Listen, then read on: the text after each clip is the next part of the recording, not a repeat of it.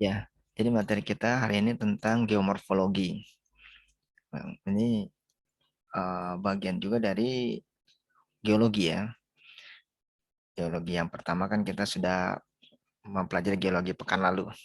Sekarang kita mempelajari tentang geomorfologi. Nah, jadi ini kita biar apa namanya tidak monoton. Sebab kalau seperti dua pertemuan sebelumnya kan lebih ke arah monolog. Nah, itu karena monoton. Tapi tidak menutup kemungkinan begitu juga. Jadi kita variasi aja biar apa kelas kita juga dinamis. Kalau kita lihat ya, ini mungkin pengantar terlebih dahulu ya di apa namanya ini di ya. Jadi kita ini ada geomorfologi, stratigrafi. Stratigrafi itu apa namanya lapisan-lapisan dan geologi struktur. Jadi struktur geografi geologinya. Ya itu dimaksud juga dengan geomorfologi di dalamnya. Tadi sudah dipelajari ya. Jadi, nah cuma di sini yang ada menarik nantinya. Karena jadi kita harus mengumpulkan semuanya itu dengan keilmuan kita ya, teknik planologi. Nah, jadi di mana hubungannya antara geomorfologi dengan perencanaan wilayah dan kota? Hmm, Jadi kita harus bisa menarik garis benang merahnya. Ya, ketika kita mempelajari geomorfologi ini, apa hubungannya dengan perencanaan wilayah dan kota? Ya, tentunya memang nah, jadi kalau kita lihat sini kan, di dalam lingkungan geomorfologi itu, di situ ada manusia di sebuah wilayah. Ya. Terus kemudian ada risiko dan dampak. Nah, biasanya kajian-kajian tentang jadi hubungan antar geomorfologi dengan perencanaan wilayah kota ya, kajian-kajiannya itu kajian-kajian yang banyak ke arah eh, kebencanaan. Itu sebagian besar. Sebagai contoh misalnya banjir, kajian tentang banjir. Banjir-banjir yang terjadi di perkotaan. Biasanya adalah banjir yang tahunan ya, musiman yang 6 bulan itu. Dan juga yang paling banyak juga adalah banjir-banjir rob, banjir-banjir yang berada di pesisir, pesisir-pesisir pantai itu. Nah, itu banyak menjadi kajian dari teknik planologi. Situ. Kemudian juga kajian-kajian yang lainnya terkait dengan tsunami, bahaya, resiko, dampak, kerentanan. Kemudian juga selain tsunami, kemudian vulkanologi ya, termasuk apa gunung berapi, tapi itu sedikit sedikit. Kemudian eh, terkait juga dengan kalau yang lainnya belum sih ya, belum banyak seperti kebakaran hutan dan sebagainya. Karena dia biasanya terkena ke wilayah apa eh, ke arah wilayah kajiannya, bukan ke arah kota. Nah, yang banyak sekali kota itu ya tadi banjir, hmm, kemudian juga eh, tsunami juga ya karena gempa bumi juga, gempa bumi. Sehingga nanti kajiannya sampai ke arah alur evakuasinya kemana dan sebagainya.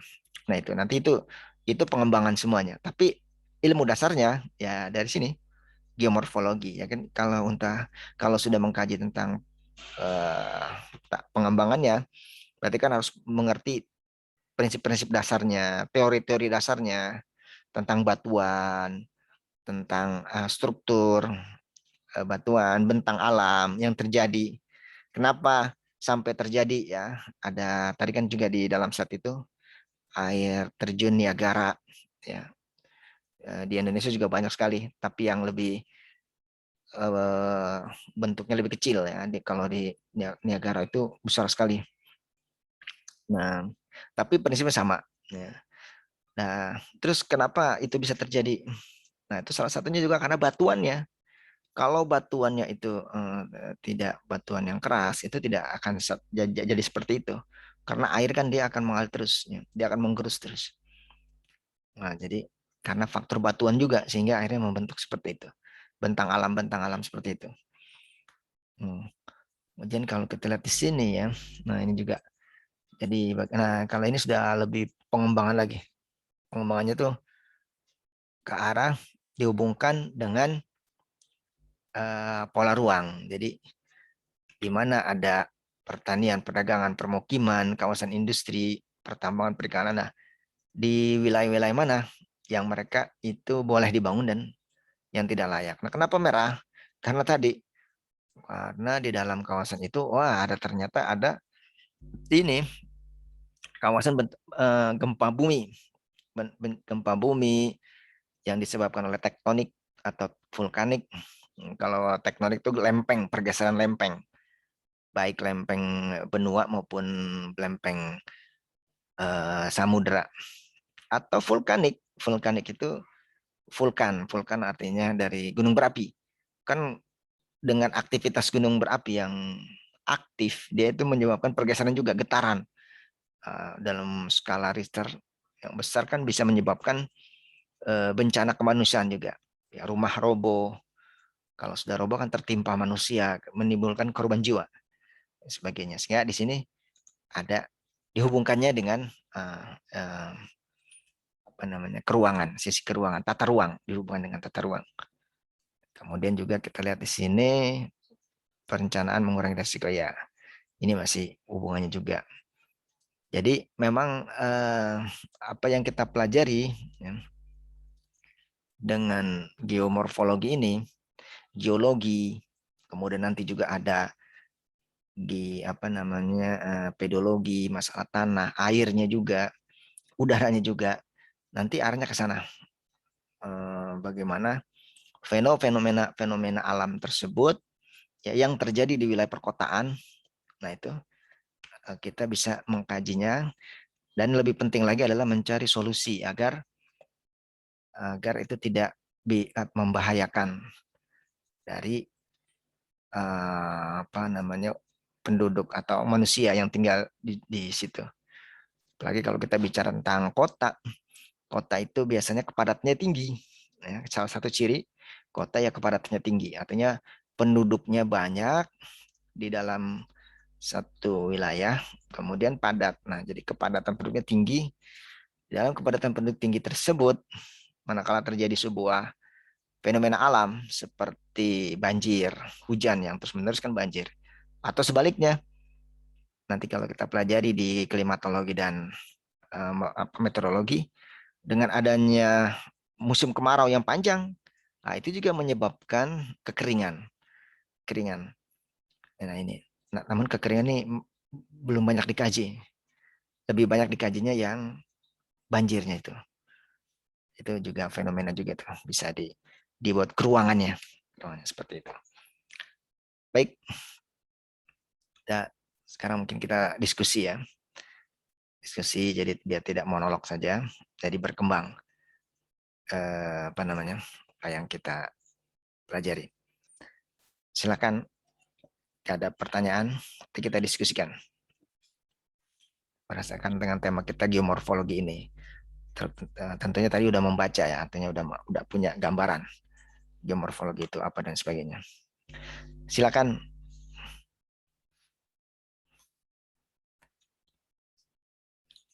Ada yang bertanya?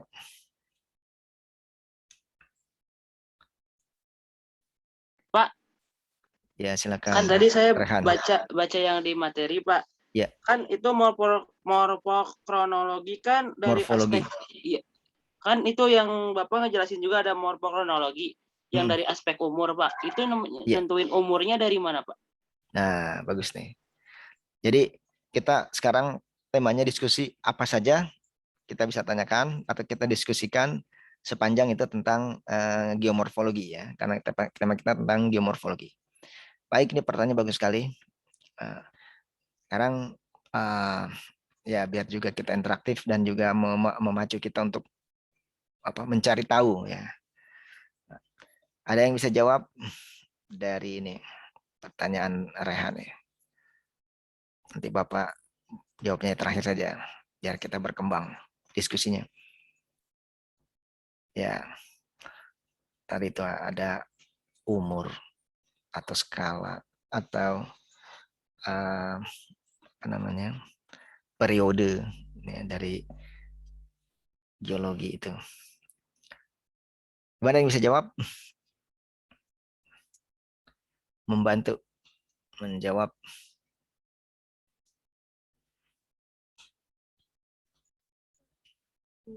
Cari-cari sumber dulu nggak apa-apa. Kan kita semakin jadi tahu.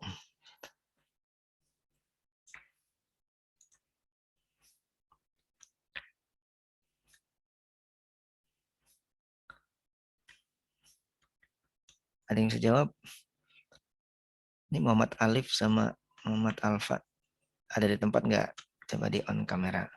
Baik, Pak. Pak, maaf Pak, Facecam saya ketinggalan di rumah Pak. Oh iya ya. Saya lagi di luar Pak. Maaf ya Pak. Oke ya. Ada yang bisa jawab? Dari 24 mahasiswa nih, 25 mahasiswa.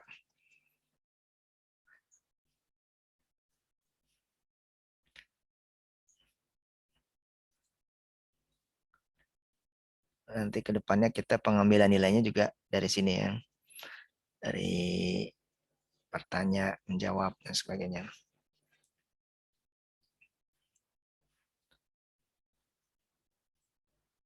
Saya, Pak. Ya, silakan Nazar.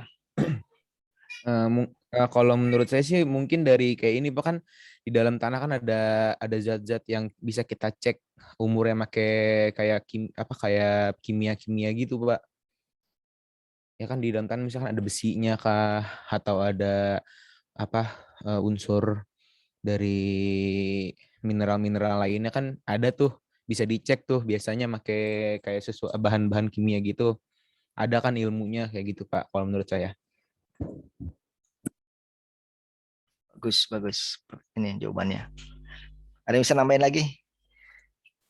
Apakah mineral yang dimaksud itu? Atau ada apa unsur atau zat yang tadi dimaksud dengan apa azar itu? Yang bisa mengetahui ini, batuan ini umurnya berapa ini? Ya, ketika kita menjumpai sebuah batuan atau apa namanya? Ya bongkahan ya atau kalau bongkahan kecil sebenarnya mungkin kawasan yang terlihat situ mirip semua kan batuannya. Nah, apakah kita bisa mengetahui ini umurnya masih muda atau tua atau pertengahan ya. Tapi umurnya itu bukan umur manusia ya. Kalau umur manusia sih 60 tahun itu sudah tua, 100 tahun. Ini umur batuan, umur batuan. Nah, apakah ada itu? Tentunya mungkin ada ya. Secara logika orang bisa mengetahui ini. Analisa yang ini ada yang bisa melengkapi lagi.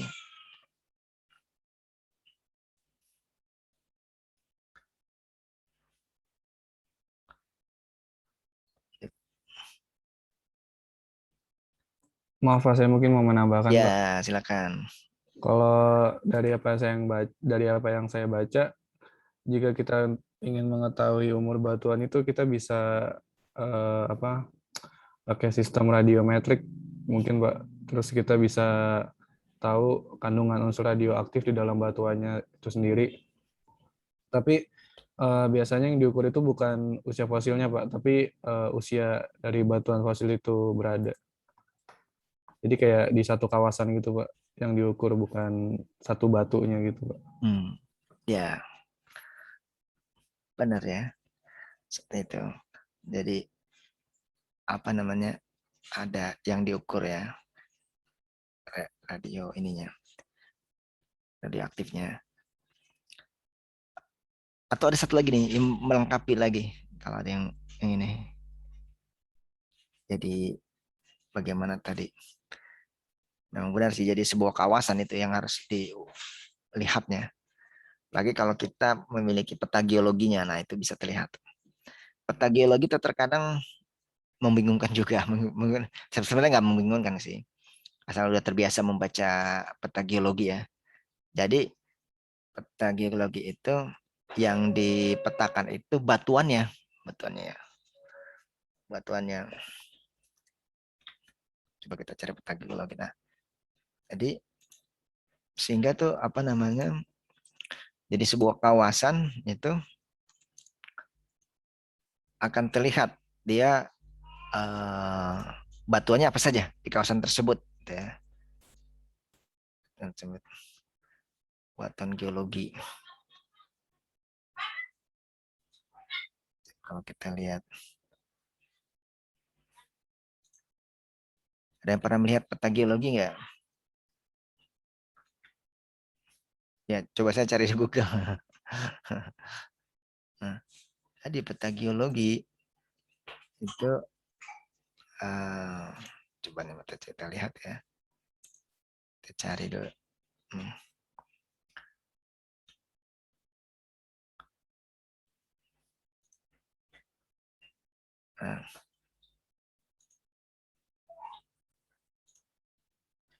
Pak, saya boleh ya, izin menambahkan, Pak? ya, silakan sambil Bapak Ya, ini.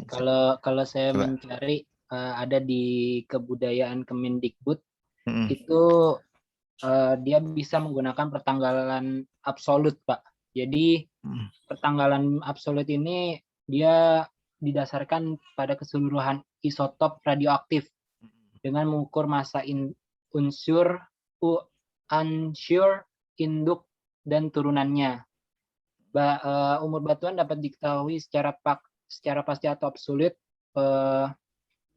dengan digunakan pada pertanggalan argon-argon. Ya. Seperti itu, Pak. Ya, benar sekali.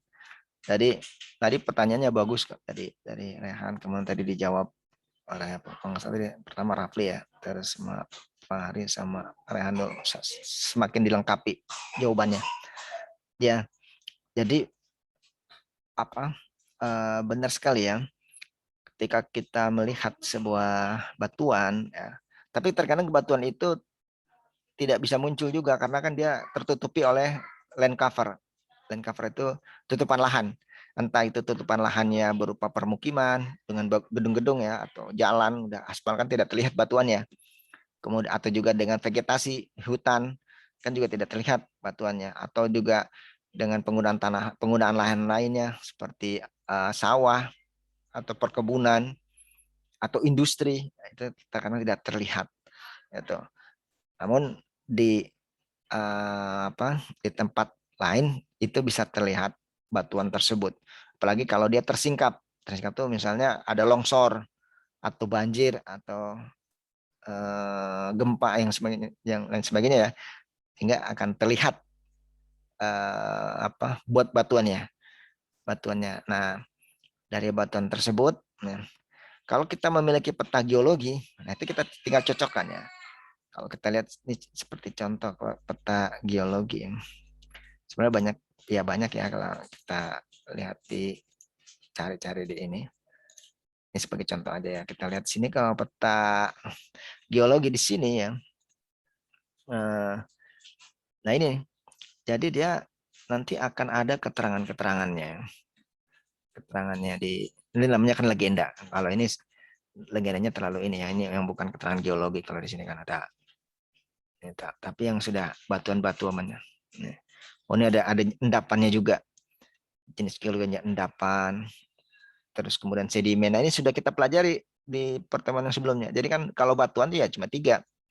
Batuan beku, batuan sedimen, dan batuan metamorf atau apa namanya, gabungan keduanya. Nah kemudian sini ada ini ya, ada apa, nah ini nih, jadi ada endapan permukaan, ada gunung berapi, ada yang terobosan, kemudian juga ada warna-warnanya ini. Nah ini ada umur-umur geologinya di sini ya, ada kuarter, tersier, ada jura. Ini jutaan tahun yang lalu ini, jutaan tahun yang lalu. dia kan punya geologi itu punya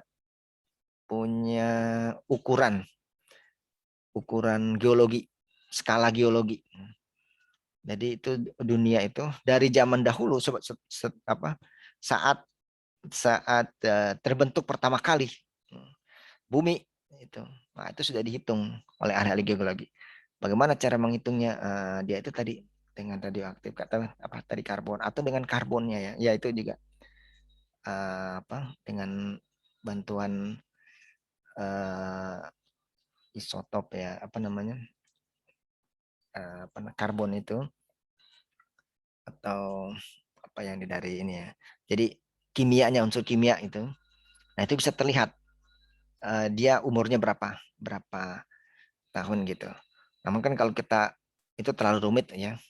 Artinya harus mengukur dulu, harus ini dulu, belum lagi alatnya, bahannya dan sebagainya. Nah, ternyata kan kalau kita memiliki peta geologi, ya tinggal kita lihat saja batuannya apa di situ. Ini di daerah mana kan nih? Kabupaten Bone. Kabupaten berarti di Sulawesi ya.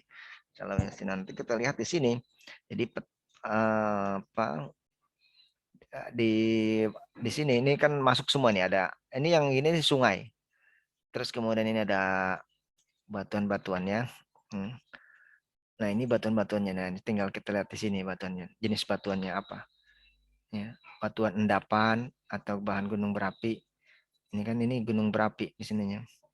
Endapan permukaan. Biasanya endapan itu adalah yang sudah mendekati ini sungai, kan dia mengendap ya, tergerus. Nah, terus kemudian dia batuannya apa di sini, ada kode-kodenya. Batuannya kalau dia masuknya batuan api. Kemudian ada yang terobosan. Jadi mungkin dari ini ke luar gitu. Nah, ini juga ini ada lagi di sini. Batuan-batuan yang lainnya ada basel, granit, diofit. Nah, ini yang pekan lalu kita pelajari jenis-jenis batuannya. Batuannya ini. Nah, itu apa namanya? Contoh batuan-batuan. Nah, jadi di batuan-batuan tertentu itu kan kita bisa mengetahui bahwa dia kuat di bawahnya itu fondasinya gitu kan. Ketika ini, tapi kalau tadi yang sudah endapan dan sebagainya kan, nah itu udah ini berbeda. Tapi juga beresiko juga kalau yang dekat-dekat gunung berapi tadi dengan adanya gempa bumi yang disebabkan oleh vulkanik gitu. Baik, itu ini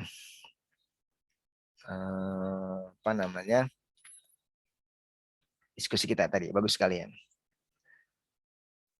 Ya, kemudian ada ini lagi, yang lain lagi, pertanyaan lagi, kita lanjut. Ya, silakan. Ingin bertanya, Pak. Silakan. Tadi saya sempat baca, Pak, pada slide ketiga kalau benar, Pak. Kalau tenaga geomorfologi yakni medium alami yang mampu merusak dan mengangkut partikel bumi. Itu kan tandanya bahaya ya, Pak, bagi bumi ini. Terus itu bisa nggak, Pak, kita mengatasi agar tidak merusak partikel bumi? Apakah bisa, Pak?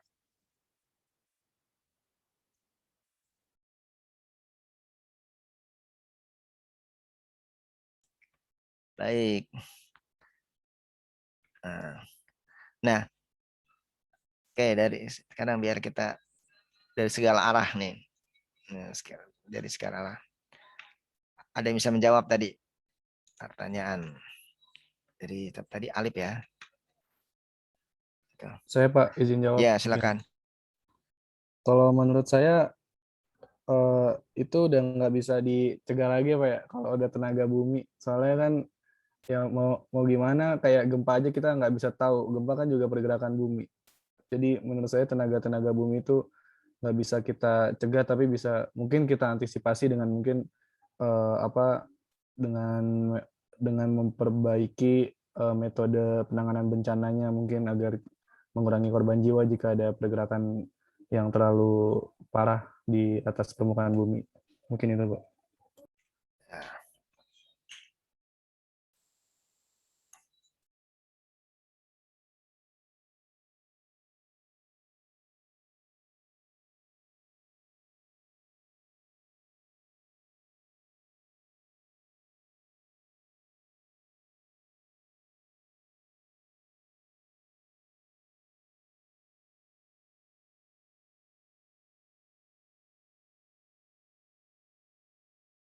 Ya, tadi jawaban dari Pak Ahli. Yang lain ada ingin menjawab?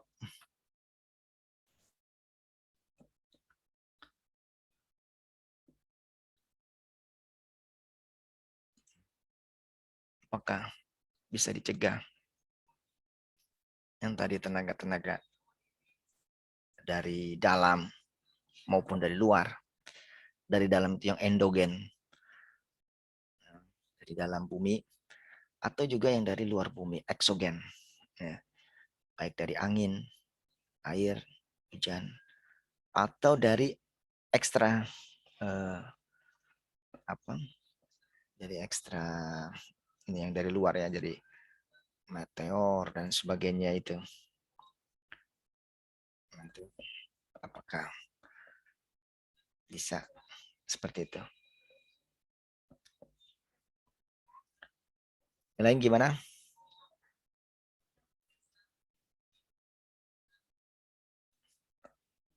Ya, ya. Memang itu tidak bisa dicegah ya. Artinya tidak bisa cegah tuh tidak bisa apa namanya, pertama tidak bisa diprediksi juga, tidak bisa diprediksi datangnya kapan. Yang bisa diprediksi itu mungkin wilayahnya. Nah, ini karena melewati jalur gempa bumi. Nah, itu bisa terlihat. Namun kalau bisa datangnya kapan, itu tidak bisa diketahui ininya. Sehingga emang alam ini ya kadang bisa bersahabat, tapi kadang juga ini bisa jadi ancaman juga ya, ancaman. Namun sebenarnya manakala ya, kalau ancaman itu sebenarnya lebih ke arah ini ya.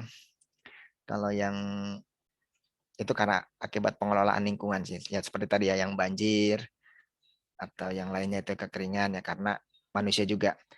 Tapi kalau memang yang benar-benar itu dari tenaga-tenaga endogen gitu ya, atau eksogen itu bisa badai, bisa petir dan sebagainya, ataupun yang endogen ya, itu memang tidak bisa dicegah. Adanya gempa bumi, adanya patahan tsunami itu tidak bisa cegah. Nah, kalau yang eksogen mungkin itu bisa. Apa yang eksogen artinya bukan yang dari ininya ya. Karena kalau seperti angin puting beliung, tornado dan sebagainya itu kan tidak bisa juga diprediksi kapan datangnya dan ininya. Tapi yang menyebabkan bencana lainnya akibat dari perbuatan manusia juga seperti global warming, pemanasan global dan lain sebagainya itu kan ada hubungannya dengan aktivitas manusia juga ya. Kawasan industri yang menyebabkan pemanasan dan juga penebangan hutan yang mencegah oksigen itu ya, jadi berkurang atau karbonnya berkurang. Nah, itu hanya menyebabkan dampak juga ya. Baik, kita seperti itu. Mungkin ada lagi?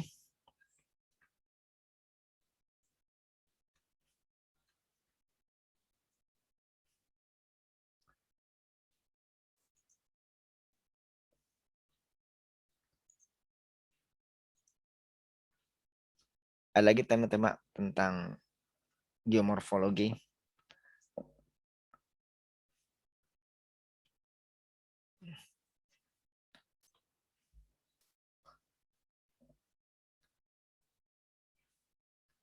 Jadi geomorfologi itu ringkasnya dengan geologi.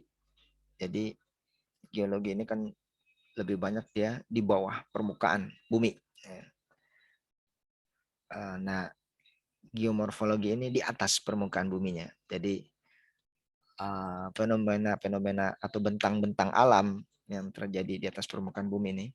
Ya memang itu proses juga dari geologi ya.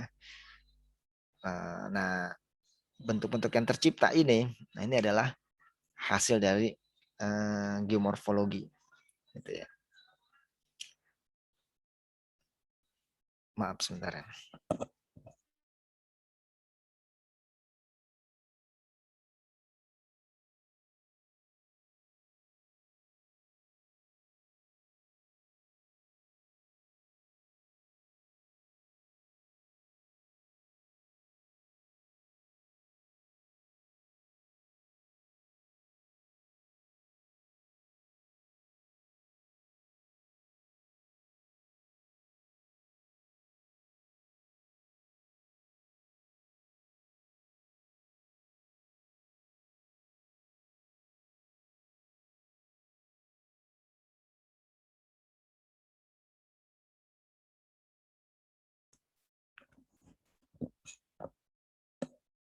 Baik, ada pertanyaan lagi? Pak, izin bertanya. Ya, silakan. Kan di morfogenesa yang di morfodinamik ada dinamik proses kan Pak, yang terkait dengan aktivitas air. Terus saya mau nanya, hujan tuh termasuk aktivitas airnya nggak Pak? Kan kalau hujan kan punya cabang sendiri tuh Pak, maksudnya ke hidrologi kan Pak? Iya. Cuman apa dia masuk juga ke morfodinamik? Karena kan tadi Bapak bilang dia sesuatu fenomena yang ada di atas permukaan kan Pak? Itu kira-kira hujan tuh masuk nggak Pak? Makasih Pak. Ya, ada yang bisa membantu nih menjawab.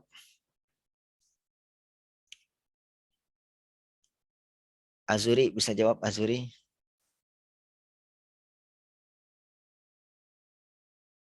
Gimana Azuri? Ya bisa saya Pak. Tinggal di mana Azuri? Di Jakarta atau di Jakarta Timur Pak. Oh, Jakarta Timur. Daerah mana? Daerah Cakung. Oh, Cakung ya. Iya. Dekat sama Bapak ya, di Kelapa Gading. Oh iya. Kan yang bisa jawab nih. Stephen bisa jawab? Bisa nggak? Nggak bisa, Pak. Bisa. Rido. Bisa, Pak. Hah? Andi Dewi. Nggak bisa, Pak. Aduh.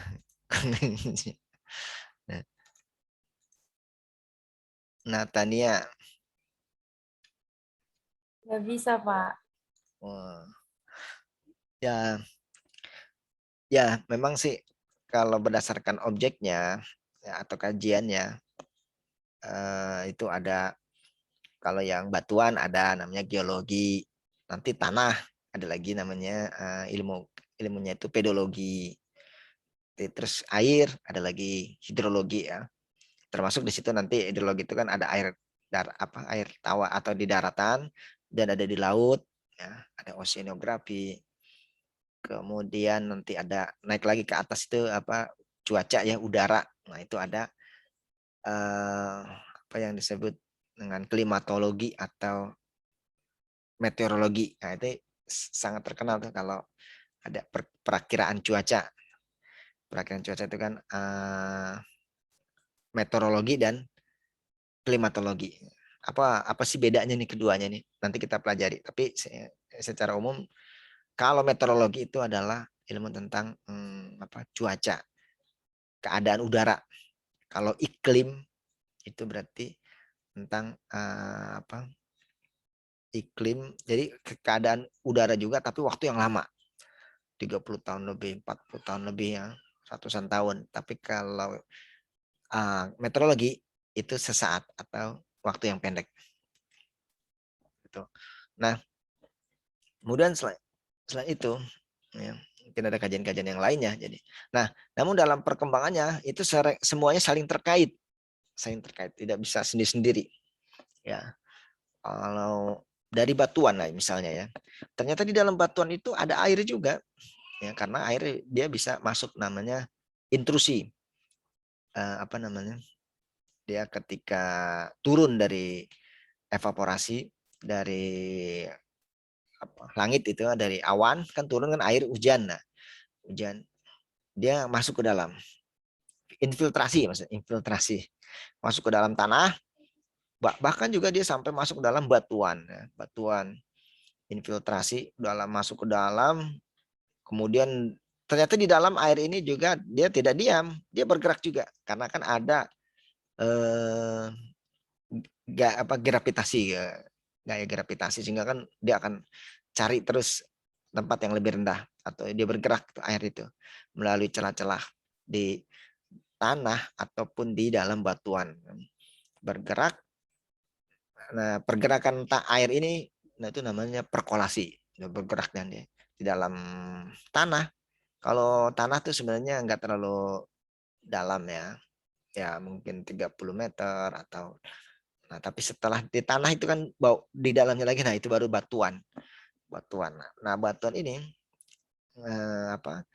tadi ini yang air ini bergerak di bawah ini. Nah dia terkadang dia membentuk sebuah aliran, aliran air ya, sehingga akhirnya di antara kita tuh ketika membuat sumur itu kan dengan pipa atau dengan cara yang manual atau dengan yang sudah canggih, itu akan menemui mata air di situ. Nah, jadi dari situ bahwa kalau bicara batuan ternyata ada airnya juga di situ. Ya. Kemudian juga kalau kita bicara tanah, mitologi, ternyata tanah asalnya dari batuan juga yang mengalami pelapukan dengan suhu, dengan panas, dengan dingin, atau juga terus dengan pelapukan oleh tumbuhan, vegetasi, lumut dan sebagainya. Nah, akhirnya lama-lama dia menjadi tanah gitu. Tanah. Jadi semuanya saling terkait ini semuanya. Nah, makanya ada ilmu tentang geohidro. Jadi geonya itu geologi, hidronya itu air. Jadi geohidro. Geohidrologi. Ada juga geometeorologi. Jadi udah geografi, geologi hubungannya dengan meteorologi, gitu. Geometeorologi. Jadi batuan itu dipengaruhi juga oleh meteorologi, keadaan cuaca. Gitu. Kalau yang tadi geohidro, jadi batuan yang hubungannya juga dengan air, di mana ada mata air, kemudian juga di batuan apa air itu bisa mengalir atau dia terjebak menjadi kantong-kantong air dan sebagainya. Nah, jadi dalam perkembangannya dan perjalanannya ya jadi masih saling berhubungan. Namun kalau mau pisahkan secara mendalam lagi, bicara air ya memang itu lebih ke arah hidrologi ya. Bahkan kalau bicara air hidrologi itu sampai ada teknik hidrologi. Jadi untuk pengairan irigasi ya. Karena bisa menghitung debit air, bahkan bisa menghitung cadangan air ini, cadangan volume air yang terkandung di dalam sebuah kawasan itu, dan kemudian bisa ini bertahan untuk berapa lama dan sebagainya ya, dengan cara perhitungannya itu ya. Kemudian juga teknik-teknik tadi ya hidrologi ya, ini untuk bagaimana bisa membuat dam, bendungan, pengairan dan sebagainya ya, itu juga dipelajari di dalam hidrologi. Jadi dia sebenarnya terpisah, tapi dalam perjalanannya bisa berhubungan juga antar ilmu itu, karena kan ilmu itu dia semakin tinggi ilmu itu dia semakin bersambung semua sebenarnya. Jadi ada hubungannya semua. Yang ekstrim sekaligus, yang ekstrim sekalipun ya, seperti bidang sosial misalnya dengan fisik ini kan berbeda sekali. Kan kalau sosial kan sudah masyarakatnya ya. Tapi juga berhubungan dengan iklim. Apa contohnya? Ya, contohnya gini. Kalau kita hidup di daerah yang panas, yang keras, yang iklimnya itu sangat panas, sangat keras itu. Nanti terbentuk orangnya juga sama, karakternya sama. Orang itu akan agak keras ya, agak ini. Namun di sebuah wilayah yang itu iklimnya itu sejuk, banyak air, tenang gitu, terbentuk orangnya juga sama. Orangnya itu lebih mudah, ya lebih punya tersenyum, lebih mudah bersahabat dan sebagainya. Jadi kajiannya ada hubungannya antara geofisik ini dengan yang sosialnya itu. Coba saja buktikan, itu bisa itu kan, bangsa-bangsa di dunia itulah. Atau kalau yang punya sahabat atau kawan atau mungkin pernah berkunjung ya ke bisa visit ke negara-negara yang iklimnya ekstrim ya, panas, yang keras ya, biasanya orangnya juga begitu karena dia mengikuti ya. Namun yang daerah-daerah yang tenang, yang itu juga sama, orang-orangnya mengikuti. Jadi ada hubungannya di ilmu itu, saling terkait semuanya itu ya. Mana ada pertanyaan lagi? Pak, saya mau nanya dong, Pak. Ya, kalau misalkan hubungan ilmu geografi, geologi atau geomorfologi ini dalam bidang perencanaan itu apa ya? Kalau misalkan contoh tadi kan udah melihat peta geologi, Pak. Nah, di situ kan peta geologi itu kan isinya batuan-batuan ya, Pak. Iya, benar. Iya kan, batu-batuan. Nah, itu kalau menurut Bapak perencanaan yang baik itu dilakukan di atas permukaan batu yang mana, Pak? Iya. Makasih, Pak. Ya, bagus sekali nih, Pak Ari. Dalam perencanaan wilayah itu pernah kita dengar ya, ada yang diistilahkan dengan RT/RW, perencana tata ruang wilayah, yang itu skalanya sebuah bisa provinsi ya. Kalau RT/RW itu provinsi ya, katanya hampir semua provinsi itu dia punya RT/RW. Kemudian ada RDTR, rencana detail tata ruang, itu yang untuk kota dan kabupaten. Nah, itu yang hubungannya dengan kepemerintahan, perencanaan itu. Kalau yang lainnya itu seperti perencanaan industri, perencanaan perumahan, perencanaan yang lainnya.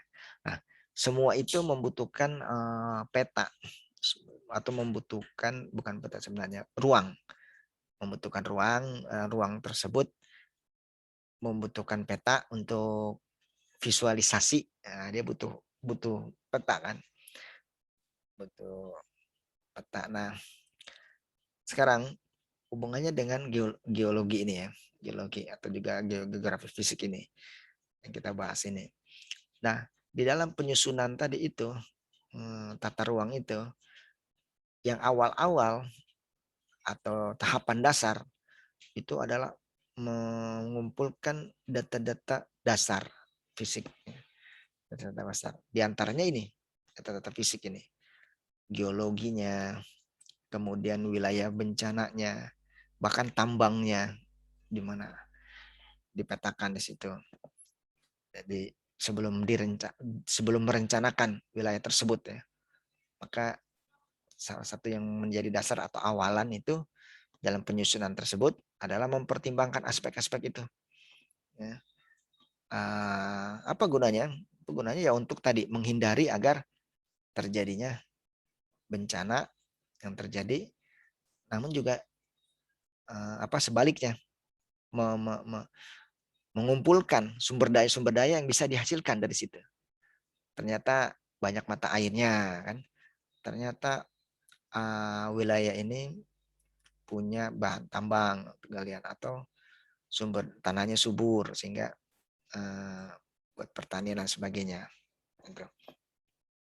Nah, adapun untuk jenis batuan dan lain sebagainya ya, itu jadi pada umumnya itu semuanya aman ya. pada umumnya. Kecuali adalah memang dilalui oleh jalur-jalur tadi itu. Jalur-jalur oleh gempa bumi ya. Jalur-jalur atau ada patahan-patahan gitu. Atau sedimen. Biasanya dalam peta-peta itu geologi terkadang ada terlihat, bisa terbaca adanya sesar atau patahan atau antar batuan-batuan tersebut ya, patahan. Nah disitulah potensi-potensi bisa terjadinya bencana.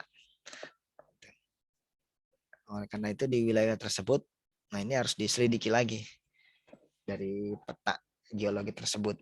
Ya. Apakah dia memang dilihat dari time series sebelumnya, tahun-tahun sebelumnya, menyebabkan adanya bencana atau tidak. Nah, kalau dalam penelitiannya ternyata ini tidak, ya ini bisa menjadi dasar untuk merencanakan selanjutnya. Namun kalau dalam penelitiannya ini, penyelidikannya ternyata di berapa puluh tahun sebelumnya pernah terjadi di sini. Nah, ini berarti menjadi catatan. Ya. Ataupun kalau seperti itu ya wilayahnya itu jangan dijadikan perencanaan untuk perumahan atau yang lainnya. Karena menyebabkan kan bahaya nantinya. Nah, tetapi biasanya kalau dalam perencanaan itu ya, apalagi kalau kita di Indonesia ini kan hampir semua sudah memiliki RDTR ya. Bahkan juga di beberapa itu ya peta geologinya juga ada. Dari situ bisa. Memang kalau untuk mendalami sekali, ya itu memang harus sama seperti kita harus S1 juga, S1 geologi namanya. Bahkan itu ada ya teknik geologi. Jadi memang mendetail sekali sampai bisa mengetahui ini jenis batuannya apa dengan melalui membaca petanya tadi, terus kemudian adanya patahannya, sesar dan sebagainya itu ilmu tersendiri. Nah bagi kita kita tahu lah ya geologi itu prosesnya, teorinya dan sebagainya, sehingga ini menjadi dasar kita untuk melakukan perencanaan. Gitu. Baik. Ada pertanyaan lagi terkait dengan geomorfologi. Jadi memang tema-tema tentang geofisik ya, geografi fisik ini kan tidak dinamis ya, dia statis. Yang dinamis itu adalah geografi sosial atau kependudukan, sistem sosial itu dinamis. Karena manusia, hubungan dengan manusia. Ya, manusia itu cepat sekali perkembangannya. Ya, jumlahnya cepat berkembang. Kemudian juga hasil-hasil yang dilakukan oleh manusia itu ya terhadap bentang alam itu juga cepat terjadi. Nah, adapun geografi fisik ini lebih banyak statis, ya, lebih banyak statis. Maksudnya apa? Maksudnya bentang alam itu terjadi mungkin ratusan tahun yang lalu atau mungkin jutaan tahun lalu, dan dia berubahnya sangat lama sekali, berubahnya sangat lama sekali itu. Nah sehingga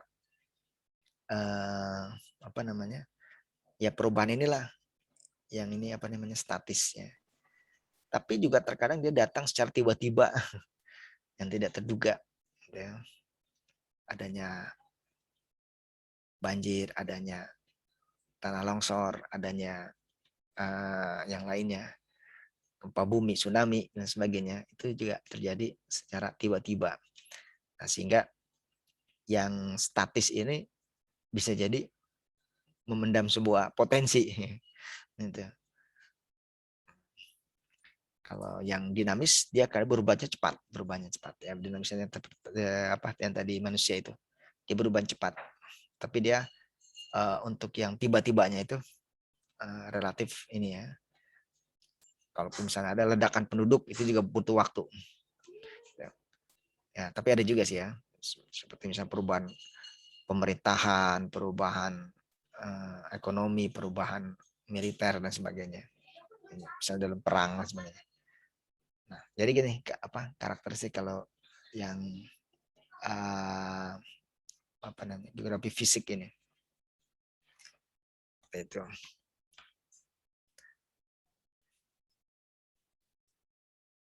Baik. Ada lagi pertanyaan nih untuk geomorfologi. Geomorfologi. Banyak sekali sebenarnya istilah-istilahnya geo ini ya. Geografi, geomorfologi, geologi. Mungkin kadang-kadang membingungkan ya. Tapi lama-lama kita bisa ini ya, dengan mempelajari lama-lama bisa mengetahui posisi-posisi semuanya itu di mana ya. Kalau geografi itu ya mungkin keseluruhan fenomenanya, ada geologi yang berupa batuan, geomorfologi tadi ya, bentang-bentang alam itu dan lain sebagainya, istilah-istilahnya itu di dalam kajian fisik muka bumi. Pak, ya silakan. Berarti kita nanti juga belajar oceanografi juga ya Pak? Iya, tapi semuanya kayaknya hubungannya dengan perencanaan ya. Perencanaan terkait dengan fisik, terutama kan geografi, karena geografi itu kan ada unsur-unsurnya ya, dia yang berhubungan dengan dengan daratannya ya. Kemudian dengan seperti yang di awal ya waktu pembahasan itu, jadi ada yang berhubungan dengan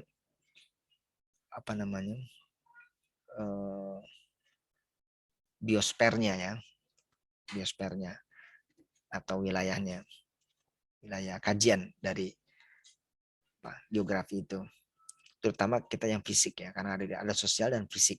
Nah yang fisiknya ini kan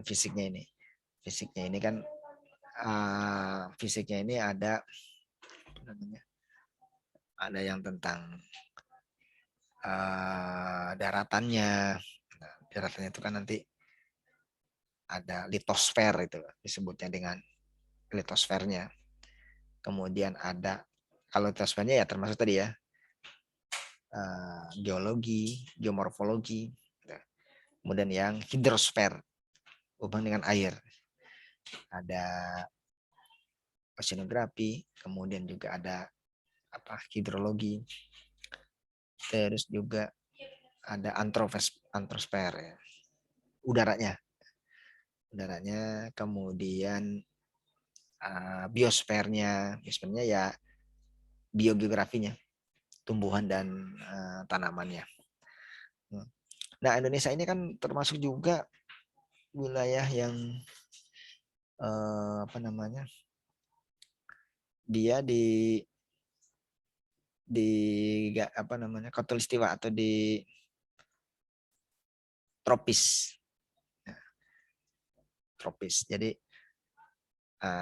tropical city ini ada yang memperkenalkan konsep tropical city, integrated tropical city. Nah, kota-kota yang berada di wilayah tropikal. Biasanya kalau tropis itu kan terkenal dengan hutannya yang lebat, kemudian udaranya yang bagus, kemudian juga ya namanya tropis ya, kalau ada vegetasi berarti ada makhluk hidupnya juga dan sebagainya. Jadi tropis ini kota hijau, green city. Nah, bagaimana tropis ini ya kemudian menjadi sebuah, digabungkan dengan kota. Nah ini menjadi model. Nah ini kan yang jadi teori ketika membahas IKB itu, ibu kota provinsi baru. Ibu kota provinsi baru ya, IKB ibu kota baru. Nah, di dalam itu kan ada konsep itu. Jadi bagaimana bisa integrated tropis city, ini tropical city. Nah, ini kan aspek semuanya yang dibahas dalam geografi fisiknya ini. Jadi semuanya bisa menyumbangkan untuk terbentuknya sebuah kota di wilayah tropis yang terintegrasi. Artinya antara lingkungan itu dengan ekonomi dan sosial itu menjadi balance, seimbang. Sebenarnya ini konsep dari sustainable development. Jadi pembangunan yang berkelanjutan. Terkadang kan kota itu lebih banyak unsur ekonominya sehingga akhirnya timbulnya eksploitasi. Jadi hutan gundul, kemudian sungai rusak, kemudian dan sebagainya. Akibatnya apa? Akibatnya pencemaran lingkungan, banjir, longsor dan sebagainya. Nah, dengan adanya tropikal tadi ya, tropikal yang ini malah harusnya sebaliknya. Jadi kota tapi hijau, green. Nah, ini yang diharapkan sebenarnya. Seperti itu. Baik. Ada pertanyaan? Pertanyaan lagi?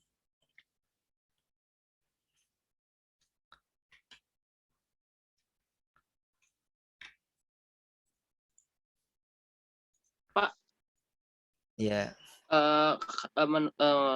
Menurut saya sih kan yang ibu kota baru itu Pak, kenapa harus dipindahkan dan kan merusak hutan juga Pak? Kan banyak hutan-hutan yang lebat di sana, sayang untuk dia hancurin gitu Pak. Iya. Nah, bagus nih. Nah, makanya itu tadi integrated tropical city itu teorinya, nggak tahu prakteknya ya. Harusnya teorinya jadi kota tapi tidak merusak lingkungan. Nah, itu bagaimana itu kan? Jadi mungkin hutannya masih ada tapi ada kotanya juga. Nah, kemudian termasuk hewannya juga mungkin masih ada juga. Jadi tidak terusir. Nah, itu menciptakan itu tuh integrated tropical city itu. Jadi hutan Kalimantan yang terkenal ini, tapi dia tetap lestari. Kemudian juga kota tetap ada di situ dengan aktivitas ekonominya yang tinggi, industri juga dan lain sebagainya. Nah, ini tantangan. Karena itu antara lingkungan dengan ekonomi itu kadang-kadang ini terus tarik menarik. Kalau terlalu ekonomi yang dikejar, maksudnya ini ya sisi ekonomi yang praktisnya, sehingga timbul industrialisasi, kemudian dan sebagainya lah. Nah, lingkungannya yang tergerus. Tapi kalau lingkungan yang dapat perhatian terus, hutannya lestari, tapi nggak ada uang atau pemasukan atau yang lainnya. Nah, jadi bagaimana bisa menselaraskan ini nih antara ekonomi kemudian lingkungan, tapi di sini berperan juga manusianya, sosialnya. Karena manusia itu kan yang aktornya itu manusia. Itu. Nah, ini nih seimbang ini yang diskursus di dunia ini selalu itu tarik menarik. Maka ada saja seperti itu ya. Jadi di hutan tropis itu kota, namun juga dia ciri khas tropisnya itu ada. Sehingga jangan sampai adanya kota tersebut malah menghilangkan tropisnya itu, tanaman pepohonan, hutannya dan sebagainya. Gitu. Ini tantangan juga buat buat kedepannya ini menghadirkan ini green city ini, green city. Baik. Yang Pak udah pakai yang tropical city itu udah ada belum Pak tuh Pak? Yang seperti yang mengambil konsep itu. sebenarnya kalau konsep-konsep itu ya itu banyak sekali. Terkadang ada yang hanya sekedar konsep tanpa ada realisasi gitu, karena sulit direalisasikan. Tapi ada juga yang memang konsep tersebut dan memang ada realisasinya gitu. Nah, biasanya ini kan hubungannya dengan tingkat kemakmuran suatu negara. Kalau negaranya ya kemakmurannya tinggi, dengan konsep apapun dia bisa lakukan itu. Bahkan dengan keterbatasan wilayah yang kecil atau keterbatasan sumber daya, dia bisa lakukan itu. Ya, bahkan membuat kalau tidak bisa alami ya buatan, dibuat semuanya ininya. Nah, yang ya di antara negara-negara itu ya berarti negara-negara yang tinggi ini dia bisa. Tapi kalau kita lihat memang karena ini kan tropis ya, berarti negara-negara yang berada di wilayah tropis. Nah, manakah yang memang kotanya bagus ya secara pengelolaannya, mana yang bahkan malah banyak pemukiman kumuh, kemudian masalah sampah, masalah yang lainnya. Nah ini ya. Jadi biasanya tuh kan kalau itu ada indeks-indeksnya tuh, indeks kota dengan penilaian masing-masing, dengan kriteria masing-masing tuh. Karena setiap penilaian itu dia biasanya ada lembaganya siapa dan kriteria penilaiannya. Gitu. Nah itu udah kadang-kadang sudah politis dan subjektif kadang-kadang.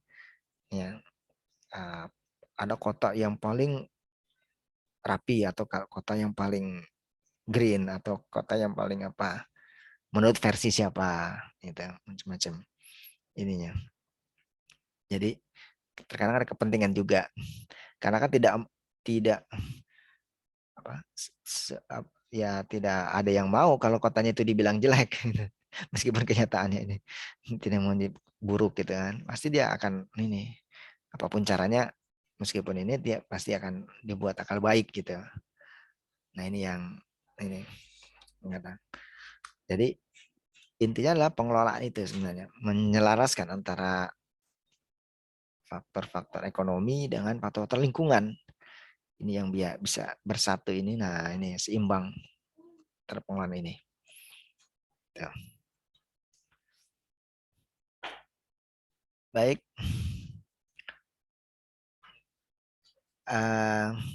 Ada lagi? Mungkin satu lagi. Pak. Ya, Pak. Iya, Pak. Ya, silakan. Tadi ada yang nanya juga ya, Pak. Tadi siapa tadi? Ya nggak apa-apa. Maaf ya, Pak. Ya. Pak, kan masih masuk ke pertanyaan Raihan sih, Pak.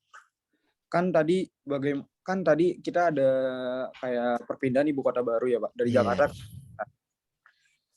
Kan kondisi Kalimantan saat ini kan kayak seperti alami ya, Pak, kayak hutan dan masih alami gitu, Pak. Bagaimana, Pak, cara mengatasi saat perpindahan ibu kota baru di Kalimantan agar tetap alami? Apakah masih bisa, Pak? Atau ada solusi yang lain agar tetap alami? Makasih, Pak. Ya, ya bagus. Jadi, nah ini harus kerja semuanya, dari mulai penyiapan aturannya, undang-undangnya, itu kan.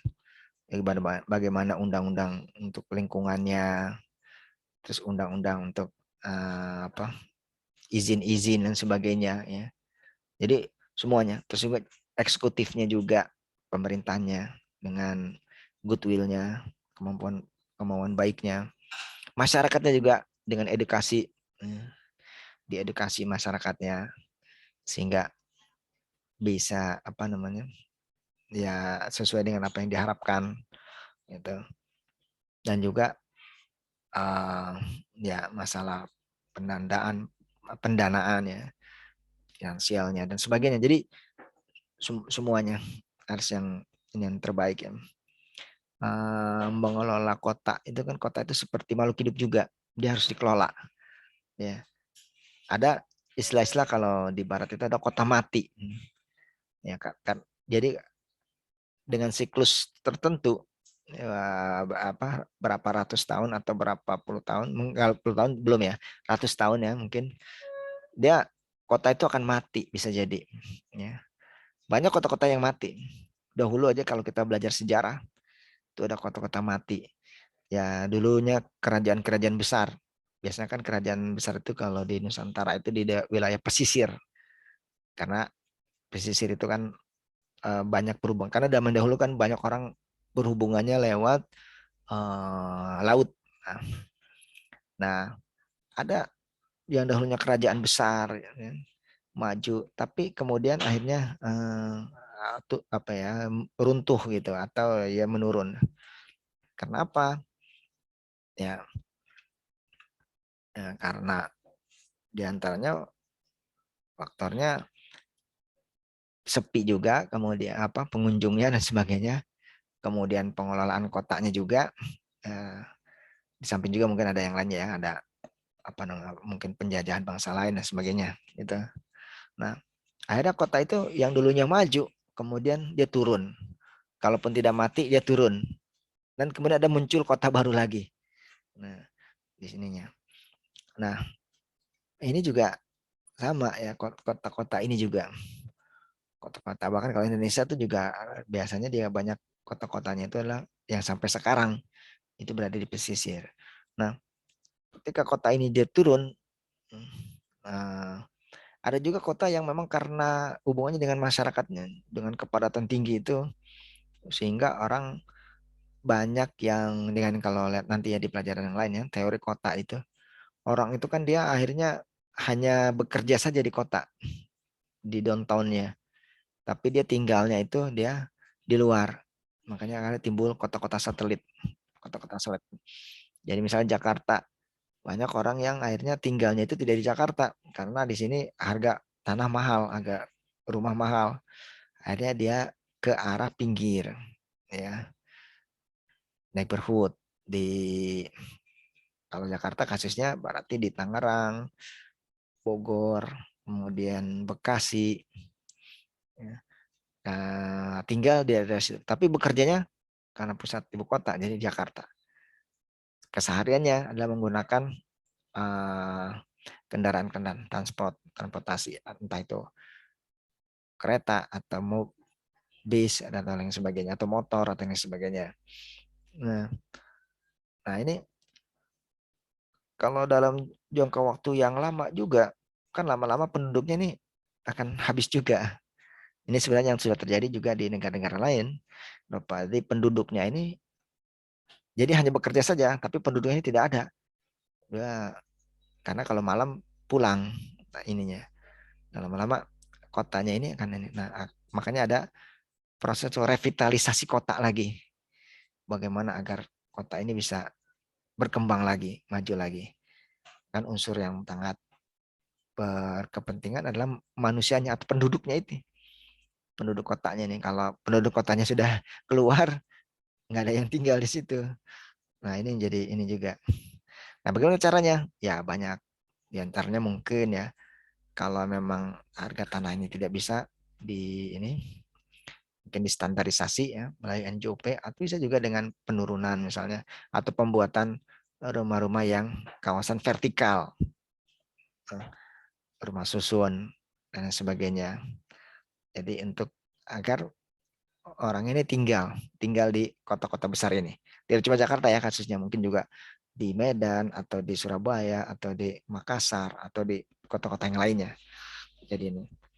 Tapi dia nanti kalau sudah menemui titik jenuh itu, jadi kepadatannya sudah sangat tinggi sekali, sehingga mungkin ya orang itu sudah tidak nyaman lagi untuk tinggal di sana gitu, kecuali untuk bekerja. Nah, ini bagaimana cara? Jadi untuk kelangsungan kota itu. Jadi seperti makhluk hidup juga kota itu. Dia bisa mati juga, atau bisa hidup, atau bisa sakit, atau bisa sehat ya. Kota yang sehat itu pengelolaannya. Makanya adanya pemilihan gubernur, wali kota, bupati kalau untuk skala Indonesia ya, atau yang lainnya. Jadi untuk mendinamisasi kota itu juga. Jadi barangkali berganti kepemimpinan biar lebih maju lagi kotanya dari segi manusianya dan lain sebagainya. Gitu. Ya itu manajemen tentang kota. Baik, itu ya. Sepertinya kuliahnya untuk saat ini atau untuk pertemuan pada hari ini cukupkan dengan materi kita yaitu tentang geomorfologi.